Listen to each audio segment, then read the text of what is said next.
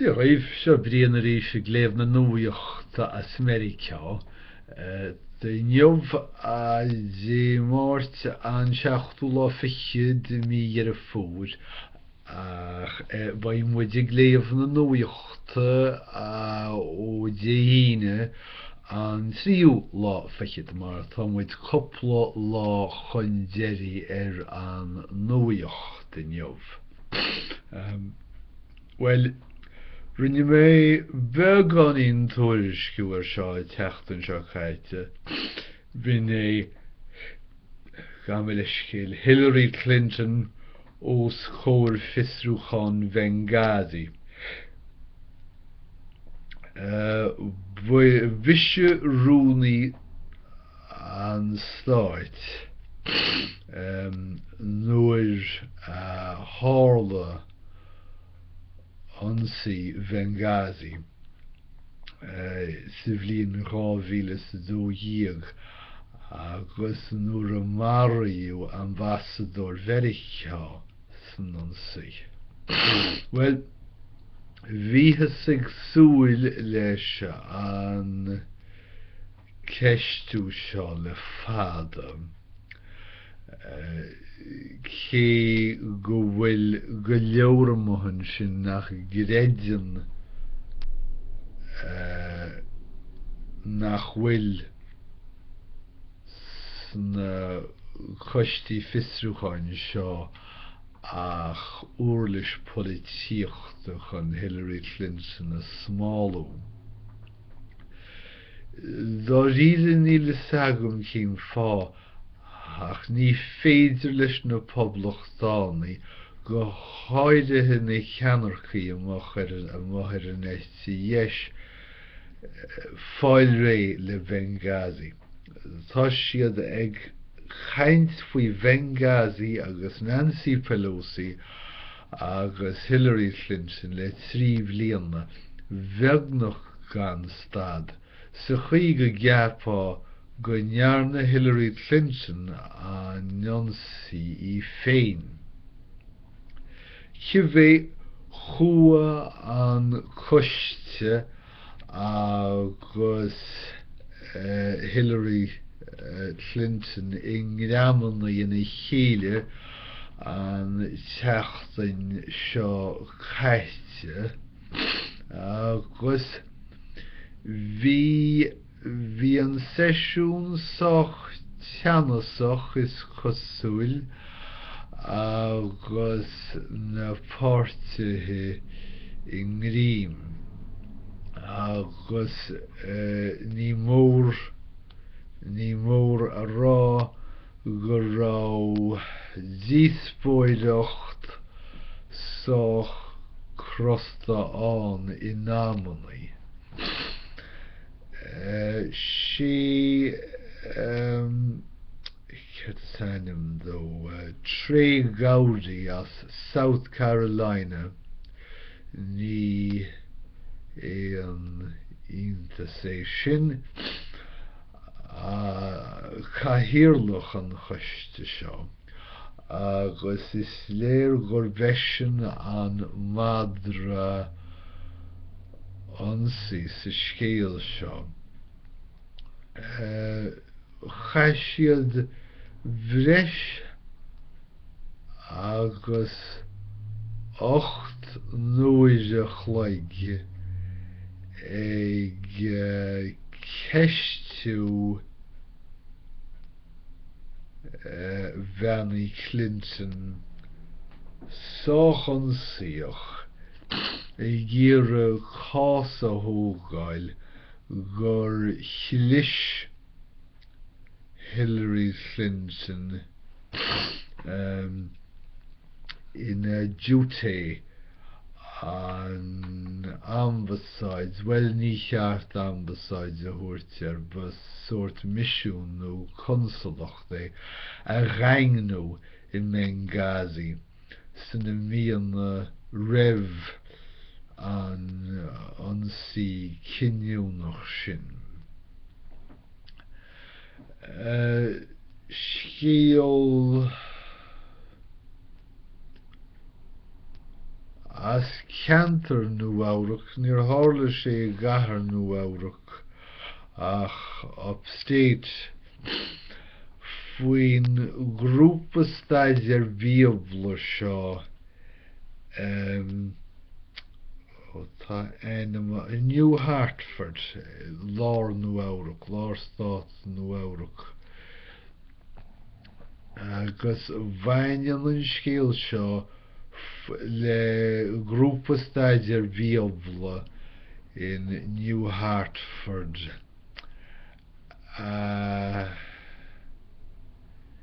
díar nia rinneú seict marfachte chuimhníonn roint buil léhananta sa siomra ranga nílas agam scail effigiúil é nó scail dóna é ach chuireú na páistí in cubicles bheaga leo féin anas nach siad an labhairt le héine eile agus iad deailte ó na dáltaí eile le bálaí sráthamaid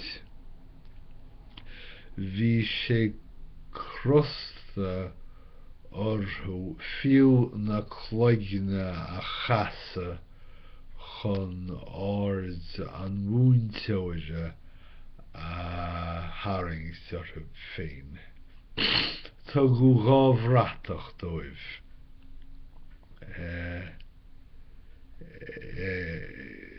na deisceannaí lámhíonta seo ceann Americánach don leisas agus ceann le crosheargair do chabhar le obair agus b'léir gur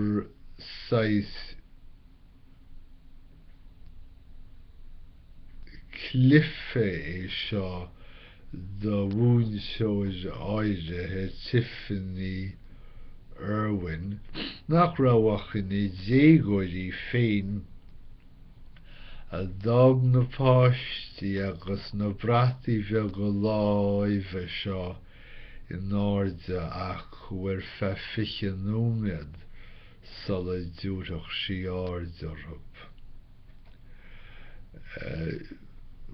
Bhí bheannacht tréadaí na haglaise ise agus ní héan íana é sin mar buí a ionainn í agus bhí an taithir chomh donna chéanna Lieber sé páistí a bhí fústaireach agus bhuain sé donna tuismitheoirí chunas na mása I ghrada a bháistí anas go luisceach an ghrada. Tháinig an scéal seo chun solas mar gheall marús náglas. Níl tar cínse go fóil cén fá mar a dhéann duine seo ach níl áras bith faoi mhó an mhairthe. Has grúpa de lucht na haglaise timpeall an mhuachaill seo agus is cosúil gur chiicáil sé go bása. Scéal trúbhéalach amachchas amach.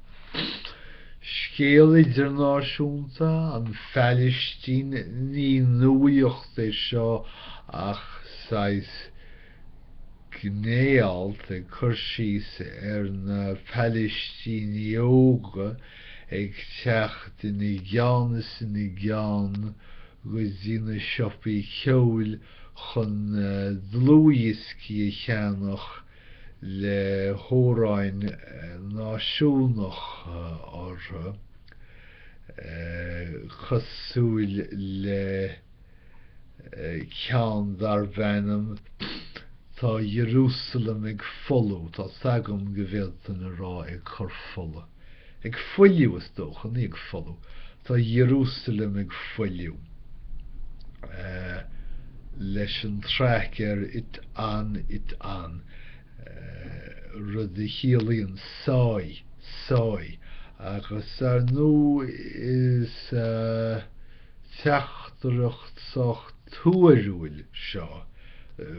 Bhagrach go deimhin agus well I bhíonn sin na srathe sáite a tharla sa Phalistín agus in Israel le déanaí.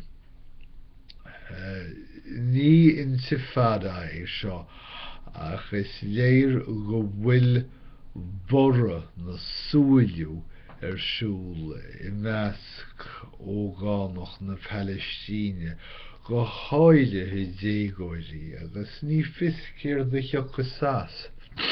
Tá feagra Israel sách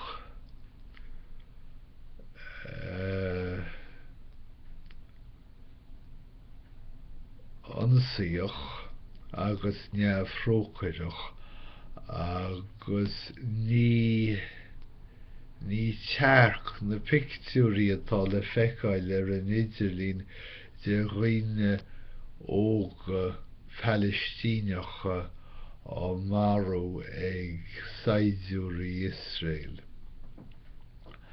Sa cheantar céanna sa chás seo in Tíria, tá na stáitiúntathe ag plé bhealach chun síbhialtaí na Síria a chúdach. Well, sin é dearan cheanlíne dar liomsa seo é an chéad chéim do inrúthar sa tír sin nó iarach an tír a réamh sa chéile ar fad. Sér tá siad ag brúchan cín ná Christnaí neamhheitilte, creasnaí nach bhfuil eitilt Síriach ceadathe antú.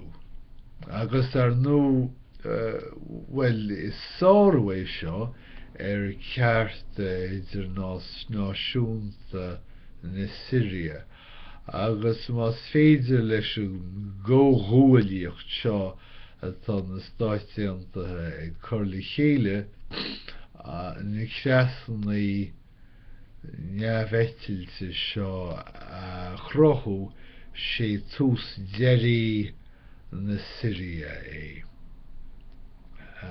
Má sé tá díospóireacht faoi na creasnaí neamhheitilte seo sách géir. Níl lucht an rialtas déan rá néanchar faoi imscar fórsaí míleata Mheiriceá ó scían na Síria ná ar thalamh na Síria. Sér tá gceist ná well dar leis an scéal go mbeadh tearmainn ann do híbhialtaí Síriacha nach bhfuil rialtas na Síria I nánaí do bhuamáil antú. Agus chá bhitnach naidhre leo ach ní fis céim fáil nach féidir na creasnaí na tearmainn seo a bhunús na tíortha bhéal doris.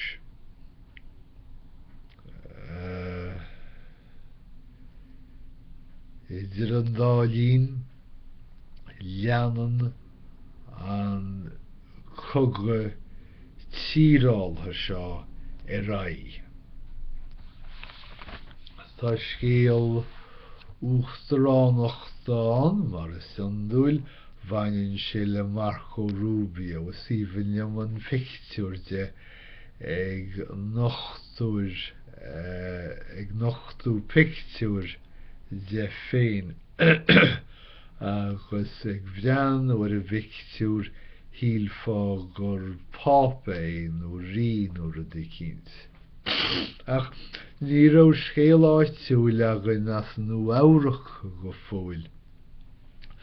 Tá na Mets a ráis is sraith an domhain an World Series sa réis 5 bliana déag ag lorg an chéad chríomh ag lorg na chéad chríomha féidir le 3 blian nó mar sin.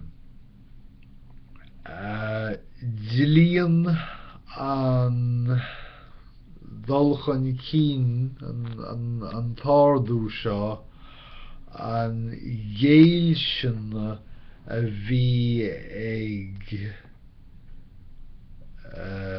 na Mets do stúin chaite líthróidí agus fáinne. Agus fair play dóibh ba atmosféríntaach an seo sa trí stát agus an World Series siúl. Agus sin iad na scéalta do déhín an tríú lá fichiad mí ar a fór. Céir deile tal rá bheagán fir bheagán ach go bháin go bhfuil aimsir agan an seo go fóil aimsir álainn fóir ché go bhfuil sé ag teantahainneamh is féidir géire aimsiú san éir agus táthar ag túr go mbeidh sé na díle márachtaí chéadainn. Ach idir an dálín ba cheart uainn sult amhaint as sa saoil. So sin iad na scéalta as mar i ceann láinneamh, bhfuil ní an láinneamh ach don ine. Tá má lochógt rééis bátáil, so chaithim mé couple second ag dúnú na fainne oige seo. Idir a dálín, gaon bheannacht dé ar ibh go léir.